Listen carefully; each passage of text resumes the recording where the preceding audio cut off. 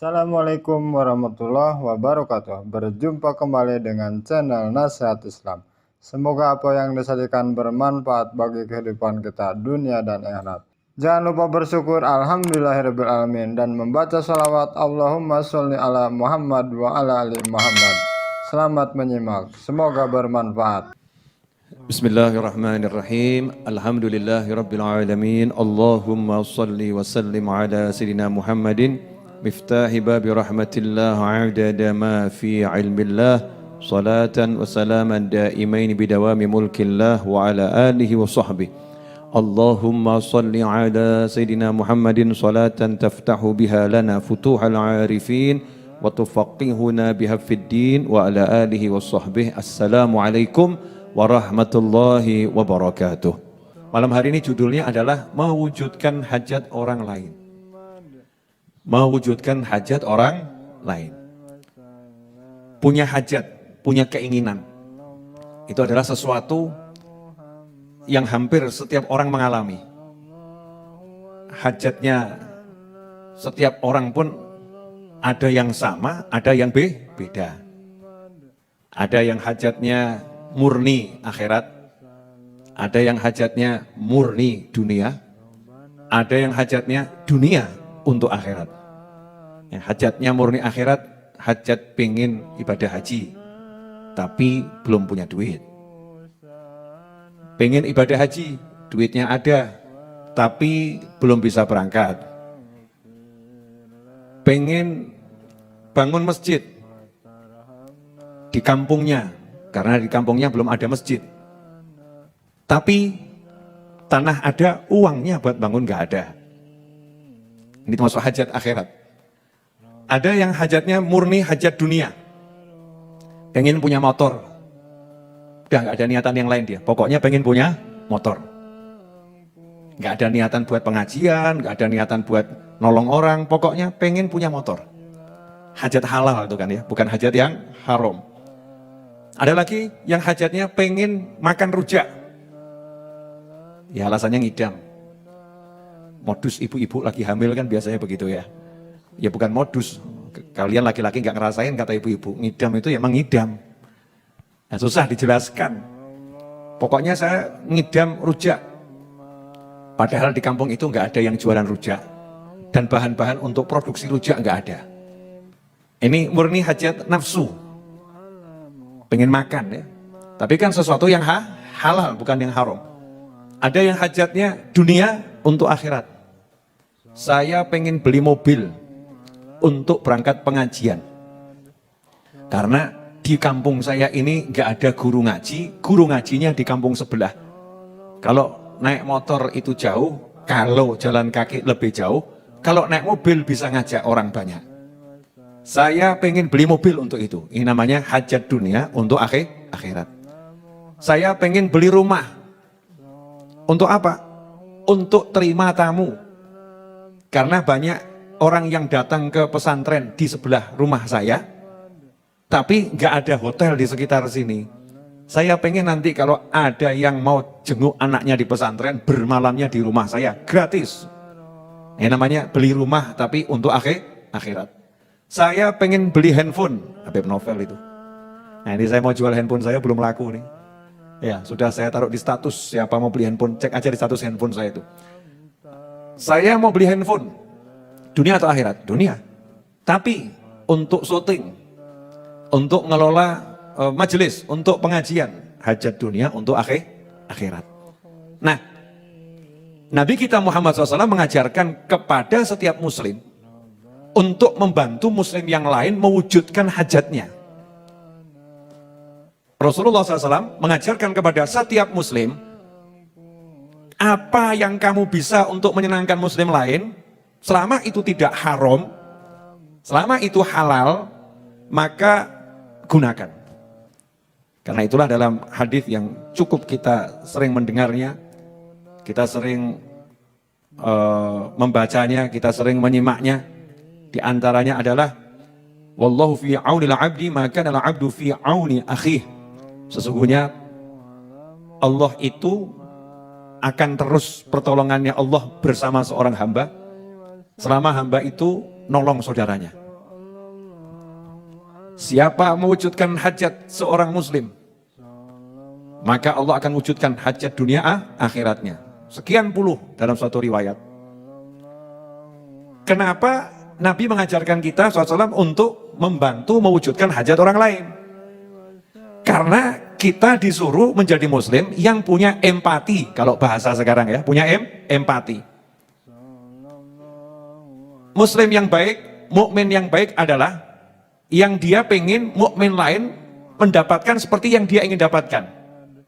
La yu'minu ahadukum hatta yuhibba li akhihi ma yuhibbu li nafsi. Tidak dikatakan beriman dengan sempurna, la yu'minu. La yu'minu itu kalau diterjemahkan bahasa Indonesia ya agak ngeri terjemahannya. La yu'minu, tidak beriman. Tapi kalau mau nerjemahkan kan jangan nanya sama kamus. Kalau nanya sama kamus kan jadinya bahaya nanti. Nanya sama kiai, nanya sama ulama, nanya sama Habib yang dia memang seorang ulama. La yu'minu, maksudnya dalam hadis ini tidak beriman apa? La yu'minu, tidak beriman secara sempurna. Imannya belum sempurna. Hatta, sampai dia bisa menjadi yuhibba li akhihi ma yuhibbu li nafsi. Dia menginginkan saudaranya mendapatkan kebaikan seperti yang dia inginkan kebaikan itu dia dapatkan. Kalau bahasa kasarnya begini, kalau saya itu pengen punya rumah, saya juga pengen adik saya punya rumah, saya pengen kakak saya punya rumah, saya pengen tetangga saya punya rumah, saya pengen sahabat saya punya rumah. Jadi kalau saya udah punya rumah, tetapi kok adik saya belum punya rumah, saudara saya belum punya rumah, sahabat saya belum punya rumah, gak tenang hati saya, itu mukmin. Itu baru namanya mukmin. Tapi kalau nggak peduli sama keluarganya, nggak peduli sama tetangganya, nggak peduli sama sahabatnya, yang penting aku udah punya rumah, la yu'minu. Nggak sempurna imannya dia itu.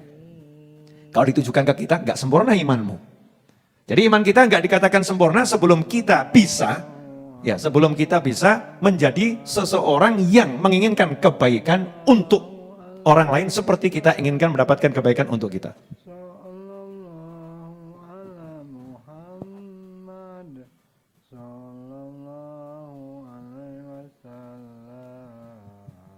Kalau kita menginginkan kebaikan untuk diri kita, maka kita juga pengen orang lain mendapatkan kebaikan seperti kita. Nah kira-kira bisa enggak itu? Makan nasi goreng enak. Kira-kira kita pengen enaknya untuk kita sendiri atau untuk orang lain? Untuk teman-teman yang di sini, semua handphone harap dimasukkan ke dalam tas, jangan dikeluarkan. Ya, fokus aja ngaji, nggak usah motret, nggak usah nyuting. Ya, mau motret saya nanti, tinggal di sini kok motret saya. Ya, fokus ngaji. Dilarang di majelis motret ataupun nyuting. Nggak boleh. Fokus cari ilmu. Saya lagi makan nasi goreng. Ya, makan nasi goreng enak. Bisa nggak kemudian saya pengen, wah ini, ya Ustadz Iis doyannya nasi goreng. Langsung pengen beli nasi goreng buat Ustadz Iis. Bisa nggak itu? Simple, sederhana. Ini baru dikatakan mukmin. Kalau dia bisa menginginkan kebaikan untuk orang lain seperti yang dia inginkan untuk dirinya sendiri. Dan maknanya juga dia tidak ingin muslim yang lain celaka karena dia juga nggak mau dirinya celaka. Misal dia lewat satu jalan, di jalan itu ada lubang besar. Dia menghindari lubang tadi. Maka kalau dia mukmin yang baik, maka dia akan berhenti menyingkir, berusaha menimbun lubang tadi. Kenapa? Kalau saya nggak mau saya jatuh gara-gara lubang itu, saya juga nggak mau orang lain jatuh karena lubang itu. Masya Allah, kita kalah dulu di Surabaya, ada bapak-bapak becak yang keliling jalanan tuh cari jalan yang ada lubangnya, diuruk sama dia dengan tanah. Karena dia nggak mau ada orang jatuh gara-gara masuk lubang tersebut.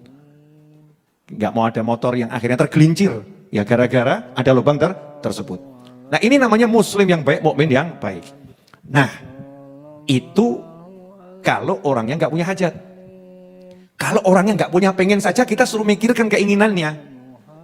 Orang yang nggak punya pengen kita suruh mikirkan keinginannya. Itu yang diajarkan Nabi Muhammad SAW.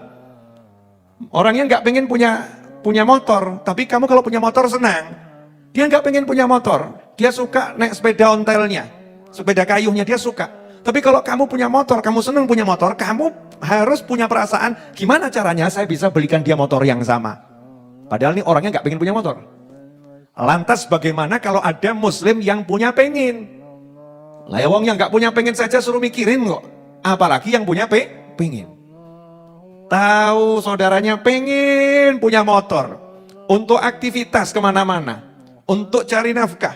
Untuk cari ilmu. Untuk silaturahim. Pengen punya motor. Sementara kita motornya 5 nggak pernah mikir saudara kita.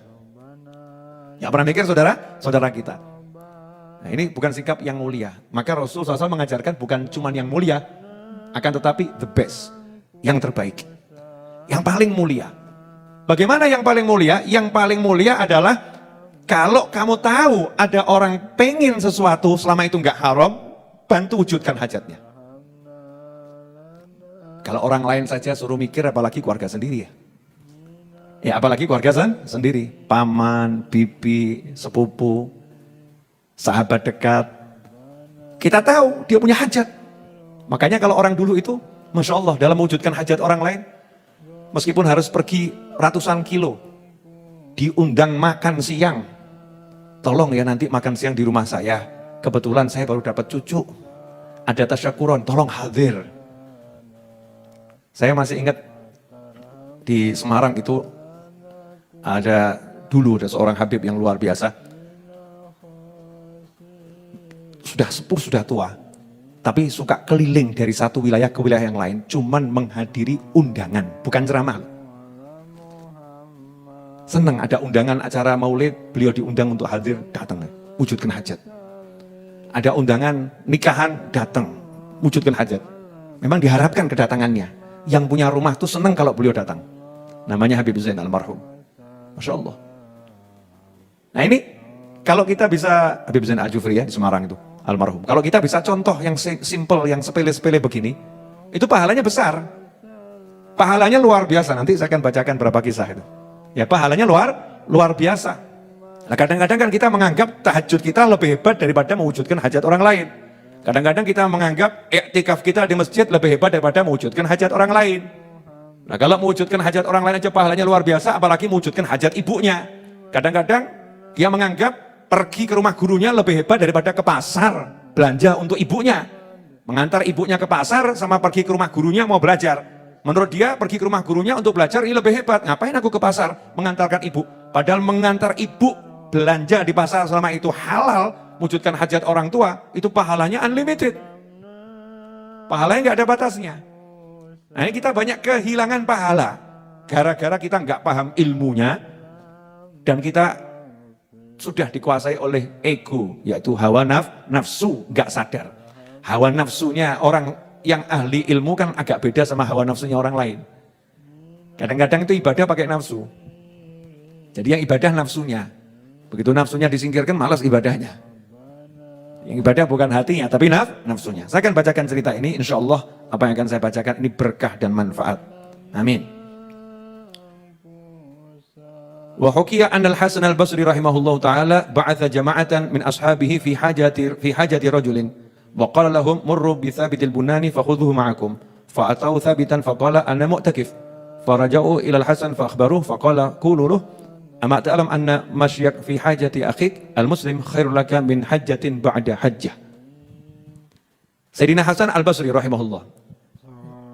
Hasan al-Basri rahimahullah itu adalah muridnya Khalifah Ali bin Abi Thalib karramallahu wajhah. Ada yang mengatakan beliau lahir di masa kekhalifahan Sayyidina Umar bin Khattab radhiyallahu anhu. Muridnya Sayyidina Ali bin Abi Thalib, termasuk tabi'in yang pangkat tinggi. Ya, tabi'in pangkat tinggi, seniornya tabi'in, ulama besar. Suatu ketika beliau memerintahkan beberapa orang untuk mewujudkan hajat seorang muslim. Jadi ada seorang yang punya hajat, Imam Hasan al-Basri berkata kepada teman-temannya, tolong kamu pergi ke sana, wujudkan hajat orang itu. Ya, wujudkan hajat orang itu. Nah ini termasuk mewujudkan hajat dengan kekuasaan. Sebagai seorang ulama punya murid menggunakan kuasa terhadap muridnya, murid-muridnya digunakan untuk mewujudkan hajat orang lain. Kamu pergi ke sana, wujudkan hajat muslim tersebut. Nah nanti kamu mampir ke tempatnya Thabit al-Bunani. Mampir ke tempatnya Thabit al-Bunani, ajak dia juga bersama kalian untuk mewujudkan hajat muslim tersebut. Maka berangkatlah nih murid-muridnya Imam Hasan al-Basri rahimahullah mampir ke rumahnya Thabit al-Bunani. Ya ternyata Thabit al-Bunani lagi ada di masjid disamperin ke masjid, kemudian diajak perintah Imam Hasan Al-Basri mengajak kamu untuk wujudkan hajat muslim tersebut. Maka Thabit Al-Bunani mengatakan, saya lagi iktikaf. Orang iktikaf di masjid itu kalau meninggalkan masjid kan batal iktikafnya. Saya lagi iktikaf. Maka saat itulah yang disuruh tidak langsung pergi mewujudkan hajat. Karena perintahnya harus bawa Thabit Al-Bunani. Beliau pun, orang-orang yang ditunjuk tadi, murid-muridnya, pergi ke tempatnya Imam Hasan Al-Basri. Balik lagi, Thabit Al-Bunani nggak mau ikut. Karena nggak bisa, sebab dia iktikaf di masjid. Maka dijawab oleh Imam Hasan Al-Basri, balik lagi, temui dia. Ya ini kadang nih, ulama itu kalau mau ngasih tahu ulama lain tentang kebaikan yang lebih besar, ya kadang harus rotok makso. Agak maksa. Saya ini kadang maksa teman-teman saya, kadang yang dipaksa juga nggak paham. Nah, ini contohnya ini Imam Hasan Al-Basri maksa. Sampaikan ke beliau, samperin lagi sampaikan ke beliau. Ama ta'lam, apa kamu nggak ngerti? Ini ulama ngomong sama ulama ya. Apa kamu nggak ngerti bahwasanya mewujudkan hajat seorang muslim itu pahalanya lebih besar? Ya, pahalanya seperti orang yang haji sunnah. Jadi kalau udah haji, ya kemudian haji lagi. Khairun bahkan, lebih utama. Pahalanya lebih utama daripada haji sunnah. Kalau haji wajib kan jelas. Rukun Islam. Nah, ini rukun Islam udah ditunaikan, kemudian ada orang haji lagi. Pahalanya haji lagi ini kan besar nih. Bahkan dikatakan setiap 5 tahun sekali, kalau memang memungkinkan, hendaknya haji lagi. Kalau sekarang kan kondisinya udah berbeda ya, dengan jumlah orang haji yang luar biasa. Tetapi dikatakan oleh Imam Hasan Al-Basri, pahalanya mewujudkan hajat seorang muslim lebih besar daripada haji sunnah. Bukan umroh loh ya.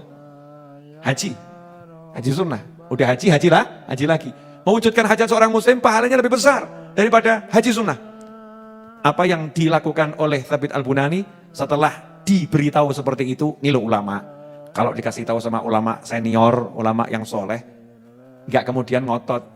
Enggak lah, menurut saya afdol iktikaf. Masuk jalan-jalan sama ke masjid, afdol jalan-jalan, wah nggak masuk akal. Ini kadang ada gitu ya. Nafsu ini kalau kita jadi murid dikasih tahu sama gurunya ngeyel.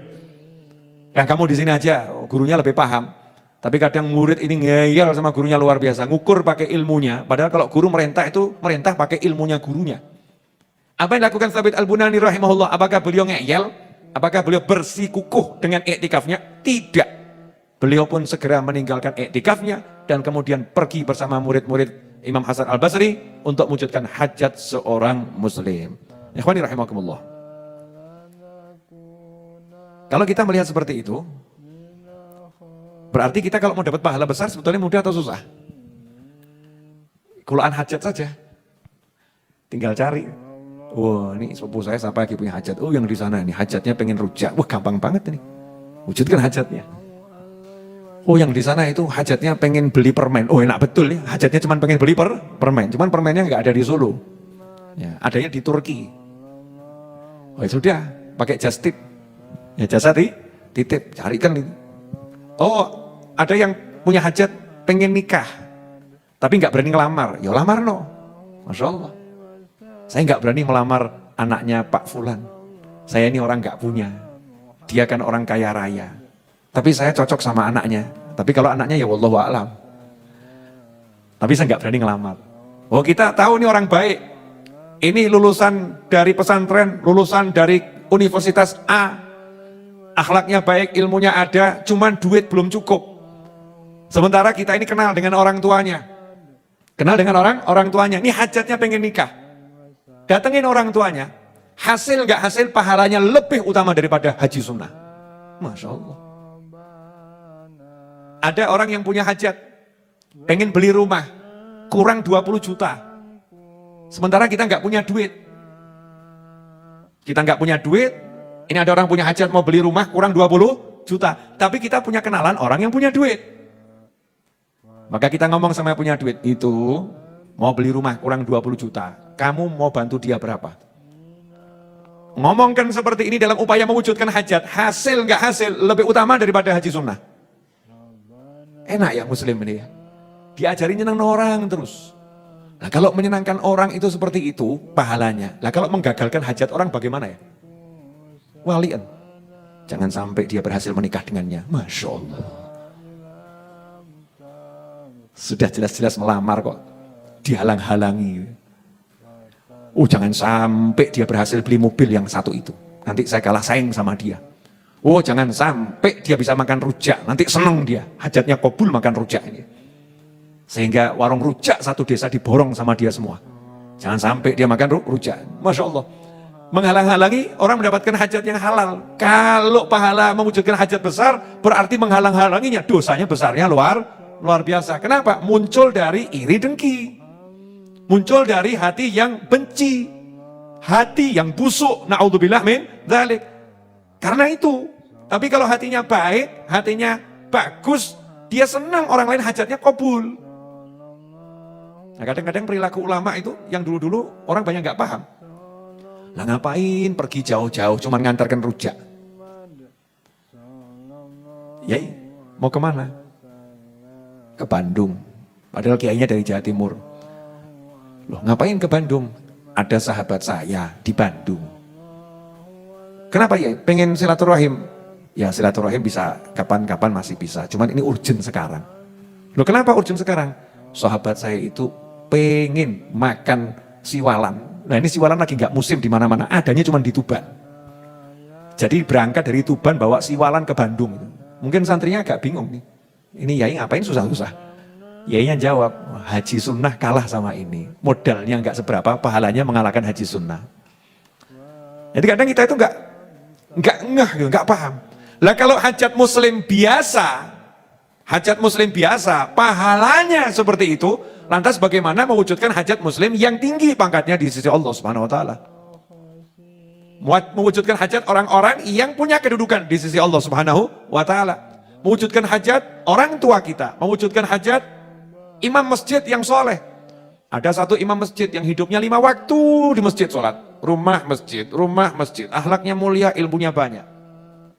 Dia punya hajat simple, sejadah baru. Sejadahnya sudah 30 tahun nggak ganti. Suatu ketika dia sholat di rumahnya seorang ulama, kemudian dia pulang ngomong sama santri-santrinya, sajadahnya di sana tuh ya, bagus, seneng saya. Seneng sama sejadahnya. Ini ada jamaah yang hadir. Ini kalau jamaahnya itu punya dikit duit saja lah untuk beli sejadah. Jangan kemudian ngomong, kabul insya Allah beb, kabul gitu ya. Ini kadang ini kabul gak jelas ini. Kabul beb, kabul. Kalau kamu punya duit jangan kabul. Tapi kabul kemudian kamu jalan, kamu kabulkan. Itu namanya pahalanya luar biasa. Ya doamu bagus. Tapi levelnya bukan level doa, ini level usaha buat kamu. Karena kamu punya kemampuan. Bergeraklah. Yang untung bukan yang kamu kasih sajadah. Yang untung adalah dirimu. Karena kamu dapat pahala haji sunnah. Bahkan lebih baik dari itu. Seharusnya kamu bayar sama imam masjid tadi. Berkat jenengan, saya dapat pahala haji sunnah. Jazakumullah khairan. Punya hajat apa lagi? Untungnya imamnya baik. Coba ngomongnya sama Ustaz Is. Oh ya ada, handphone ada. Ngomong sama Edwin, ngomong sama saya. Tambahin ini daftar hajat saya. Wah masa ngeluh nyawang gitu ya. Pusing tuh kepala. Paham ya? Jadi simple sederhana. Wujudkan hajat orang lain. Kira-kira sanggup atau nggak sanggup? Ya sesuai kelas masing-masing ya. Yang enteng-enteng. Enteng banyak kok. Dulu saya waktu mau ngecor musola Ar-Raudhah ini, Masjid Ar-Raudhah, ngecor musola. Itu kalau pakai tukang yang ada, yang nggak bakal rampung. Saya punya teman-teman. Ada teman-teman saya, siap Bib, satu desa saya boyong. Ini beliau di sini. Yuk, desa saya boyong. Boyong satu desa. Satu desa diajak datang ke sini untuk bantu ngecor. Hajat ngecor selesai. Itu ganjarannya unlimited. Mewujudkan hajatnya itu pahala sendiri. Hasil ngecornya sampai sekarang pahalanya nggak entek. Nggak habis-habis. Memberi motor untuk orang yang butuh motor dalam taat sama Allah Ta'ala. Memberi motornya itu udah pahalanya besar. Motornya dipakai untuk taat, pahala lagi. Kalkulatornya yang dipakai malaikat itu lain sama kalkulator kita. Sistemnya hasanah, ba'da hasanah. Kebaikannya bisa terus ya bertambah dan bertambah. Nah, ini pemirsa di mana? Lanjut ya, mewujudkan hajat. Ya, mewujudkan hajat. Makanya kalau kita dimintain tolong, itu anugerah itu. Wallahu fi aunil abdi. Allah pertolongannya akan selalu bersama hamba maka nala abdu fi auni akhi. Ketika seseorang itu pertolongannya digunakan untuk nolong saudaranya. Selama orang itu mau nolong saudaranya, Allah tolong dia. Jadi kalau ada orang minta tolong, itu kabar gembira. Allah will help you. Allah akan tolong kamu. Makanya Allah kirim orang yang minta tolong sama kamu. Begitu ada orang datang minta tolong sama kamu, jangan kamu lihat orang itu datang minta tolong. Jangan kamu lihat ini masalah datang sama saya. Jangan kamu lihat ini beban datang sama saya. Karena janji Nabi Muhammad SAW, Wallahu fi aunil abdi. Sesungguhnya pertolongan Allah selalu bersama seorang hamba, selama hamba itu mau nolong saudaranya. Jadi kalau ada orang datang minta tolong, Allah lagi ngirimkan pertolongannya sama kita. Tinggal kita mau ambil atau tidak. Kalau kita mau bantu dia, Allah nolong kita. Nah ini pola pikir begini udah dipakai belum nih? Nah, dia lagi. Dia lagi. Masalah datang ini. Minta tolong gak ada habisnya. Ya kalau ada orang minta tolong kita bisa bantu ya. Kabar gembira, berarti Allah akan terus nolong kita. Itu yang pertama. Yang kedua, kalau kita memang butuh pertolongan, berarti caranya gampang. Biar ditolong sama Allah, cari orang-orang yang butuh ditolong. Cari orang-orang yang butuh ditolong. Yang jelas-jelas orang itu minta tolong tapi gak ada yang nolong. Mau bayar utang, angsuran bulan ini nggak ada uangnya, angsurannya 100.000 rupiah. Sementara kita punya uang 1 juta, tapi kita punya masalah 20 miliar. Butuh nggak ditolong sama Allah nih? Punya uang 1 juta, masalahnya 20 miliar. Masalah atau nggak masalah itu? Buat dia masalah itu kan? Ya, kalau mau ditolong sama Allah Ta'ala, tolong itu orang-orang yang hutangnya 100.000 itu. Kalau kamu nolong orang yang hutangnya 100.000, hutangmu yang 20 miliar akan ditolong sama Allah Subhanahu Wa Ta'ala. Karena janjinya Allah akan nolong kamu kalau kamu tolong orang lain. Nah kalau maunya minta tolong, gak pernah mau nolong sama orang, kan gak punya prinsip gotong royong ini. Gak punya prinsip tolong menolong. Gak ada, gak pakai dia nih. Kalau maunya nolong itu ya harus mau ditolong ya harus mau menolong. Siapa suka menolong, dia akan ditolong. Tapi jangan lihat orang lain yang nolong. Ini ilmu asyik loh. Jadi kalau kita itu lagi butuh pertolongan, butuh bantuan, yang betul-betul bisa bantu kita siapa? Allah Subhanahu wa Ta'ala. Allah janji, aku akan bantu kamu. Aku akan bantu kamu. Syaratnya, kamu juga bantu yang lain. Bantu hamba-hambaku. Selama kamu mau bantu hamba-hambaku, aku akan terus bantu kamu. Selesai masalah. Berarti gampang. Tinggal kita lihat siapa yang punya masalah. Kita bantu selesaikan masalahnya. Masalah kita dibantu, diselesaikan oleh Allah Subhanahu wa Ta'ala. Asyik atau enggak asyik? Asyik. Ya, nah, saya minta tolong nih sama teman-teman yang di sini nih, jaga kebersihan Masjid Ar-Raudhah. Nggak usah pakai disuruh, mana yang kotor dibersihkan. Simpel tuh, minta tolong. Jangan sampai saya bersihkan sendiri, karena kesempatanmu dapat pertolongan Allah akan hilang. Kenapa? Habib Novel nggak minta tolong lagi. Yang bagian ngoding, misalnya begitu ya, yang bantu saya dalam dunia maya gitu. Walaupun nggak saya sebutkan orangnya, mudah-mudahan dia paham. Jangan sampai saya minta tolong ribuan kali gitu. Kalau kamu pengen ditolong sama Allah Ta'ala, maka semua kalimat saya minta tolong itu terjemahkan Allah lagi mau kasih kamu pertolongan. Mau kamu ambil atau kamu tunda-tunda. Kalau kamu tunda-tunda, maka pertolongan Allah untukmu juga ditunda oleh Allah Subhanahu wa Ta'ala. Ini saya ambil contoh teman-teman saya sendiri ya. Setiap orang kan punya masalah sendiri ya. Nah, punya kasus sendiri nih dalam kehidupannya. Kalau kamu pengen masalahmu ditolong sama Allah, ya tolong selesaikan masalah orang lain. Selesai, enak, gak ada yang susah. Nah yang buat susah itu kan kita egois. Cuman mikir diri sendiri, minta tolong terus. Gak mau nolong orang lain. Nah ikhwani rahimakumullah, di antara rahmatnya orang-orang soleh, itu orang-orang soleh tersebut minta tolong kepada orang-orang yang lain, agar dia mendapatkan pahala yang besar. Karena kalau dia nolong orang soleh, pahalanya lebih besar daripada nolong orang biasa. Nolong orang biasa itu udah besar, nolong orang soleh jauh lebih besar. Makanya kalau kita lihat ceritanya orang-orang terdahulu, ya, memberi kesempatan kepada di sekitarnya untuk menyelesaikan banyak hal yang sebetulnya orang-orang soleh tersebut bisa menyelesaikan sendiri. Contoh, baginda Muhammad SAW. Rasulullah SAW nyembelih kambing bisa, masak bisa.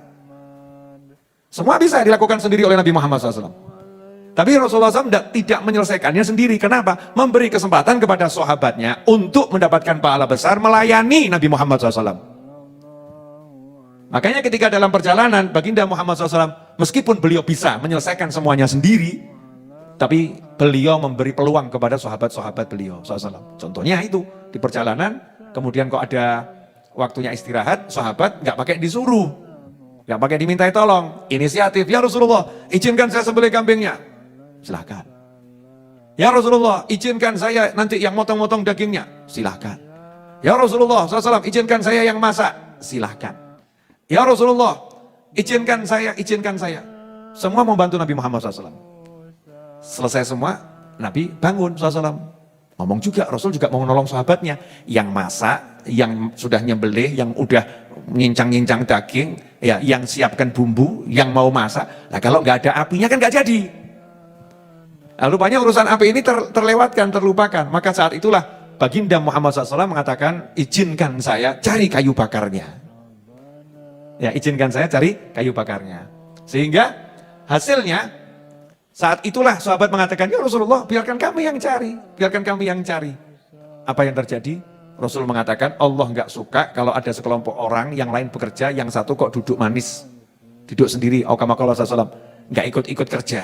Maka saya ikut juga kerja bersama kalian. Tapi dari sudut kisah ini yang ingin saya ambil, Rasulullah SAW memberi kesempatan setiap orang di sekitarnya untuk membantu beliau. Padahal beliau bisa melakukan semua itu sendiri. Biar apa? Biar dapat pahala besar. Dan itu dicontoh oleh ulama dari generasi ke generasi. Ya, dari generasi ke generasi. Meskipun bisa, Pak Yai itu bisa, ngurus pondok sendiri itu bisa. Tapi santrinya dikasih kesempatan. Kamu ya bantu ngepel masjid. Kamu ya bagian gosek WC, toiletnya. Kamu ya bagian sapu latar. Pak Yainya, Habibnya, Ustadznya ngepel sendiri, nyapu sendiri, ngosek sendiri, siap. Bisa, tapi kalau begitu nanti pahalanya semua habis. Dimakan Habib sama Pak Yai, santrinya dapat apa? Ya santrinya dapat apa? Makanya diberi kesempatan. Karena itu kamu jadi murid jangan sok. Soalnya kemudian, coba kalau nggak saya pel musolanya, siapa yang mau bantu Pak Yai? Hihihi, sombong amat.